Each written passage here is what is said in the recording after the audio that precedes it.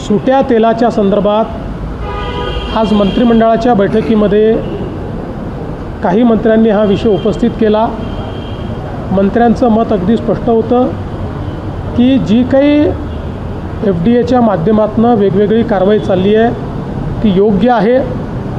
कारवाई अशा पद्धतीनं होत राहिली पाहिजे। मात्र जे काही आमचे तेलाचे व्यापारी आहेत यात जे पारंपरिक तेलाचा व्यापार करतात त्या व्यापाऱ्यांवर अन्याय होऊ नये आणि गरीबात गरीब लोक जे आहेत जे अतिशय थोडं म्हणजे जे अर्धा किलो 1 किलो किंवा अर्धा लिटर 1 लिटर असं तेल न घेता जे सुटं तेल घेतात त्यांच्यावरही अन्याय होऊ नये या दृष्टीनं मार्ग काढला पाहिजे। या संदर्भात आम्ही FDAला सांगणार आहोत की एकीकडे क्वालिटी मेंटेन करणंही गरजेचं आहे, दुसरीकडे पारंपरिक व्यवसाय सांभाळणंही गरजेचं आहे आणि म्हणून यातला मधला मार्ग काढून काही SOPs तयार करून कुठल्याही पद्धतीनं तेलामध्ये मिलावट होणार नाही, तेलामध्ये भेसळ होणार नाही या पद्धतीच्या SOPs तयार कराव्यात अशा पद्धतीनं FDAला सांगण्यात येईल। यातनं आम्ही असा मार्ग काढू की कुठेही भेसळ करता येणार नाही आणि पारंपरिक व्यवसाय हा बंद करावा लागणार नाही।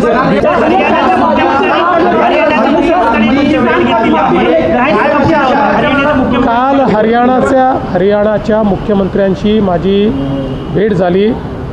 त्यावेळी पानिपतला कालाम या ठिकाणी जे आपल्याला पानिपत युद्ध स्मारक करायचं आहे, मराठ्यांच्या शौर्याचा जो एक प्रचंड मोठा ऐतिहासिक अशा प्रकारचा जो क्षण आहे त्या संदर्भात एक अतिशय चांगलं स्मारक व्हावं ही आपली अपेक्षा होती।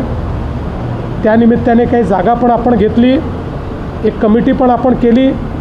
काल त्यांच्याशी चर्चा केल्यानंतर त्यांनी असं सांगितलं की आम्हालाही त्या ठिकाणी असं स्मारक करायचं आहे, त्यामुळे दोन्ही राज्याची जॉईंट कमिटी तयार करून आणि तुम्ही महाराष्ट्र जो इनपुट देईल त्याप्रमाणे आपण त्या ठिकाणी हे स्मारक तयार करू। त्यामुळे आता दोन्ही राज्य मिळून एक आपलं शौर्य स्मारक हे पानिपतला आम्ही तयार करणार आहोत। सुट्ट्या तेलाचा निर्णय महत्त्वाचा झालेला आहे, सुट्टे तेल बंद करण्यात आलेला आहे। कामगारांसंदर्भात देखील प्रश्न उपस्थित होताना दिसतोय। जे कामगार आहेत त्यांचा जो पगार आहे पैसा आहे तो वाढवला, मात्र जे कारखानदार आहेत सोलापुरातले त्यांचं असं म्हणणं आहे की आम्ही आता तेलंगणामध्ये जातो। एक प्रश्न जो आहे तो यापुढे निर्माण होतो। अलीकडच्या काळामध्ये अशा प्रकारच्या धमक्या द्यायची सवय झाली आहे। आम्ही या राज्यात जाऊ, आम्ही त्या राज्यात जाऊ आणि त्यात मुख्य लोक कोणीही असं सांगत नाहीत। मुख्य लोक जे आहेत ते सगळे महाराष्ट्रात खुश आहेत। कोणीतरी नेता उठतं आणि मी या राज्यात चाललो त्या राज्यात चाललो असं सांगतं। महाराष्ट्रापेक्षा उत्तम राज्य नाही।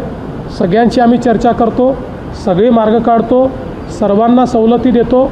त्यामुळे मला असं वाटतं की कोणाच्याही तक्रारी असतील आमच्यापर्यंत आल्या तर आम्ही त्याच्यावर मार्ग काढू।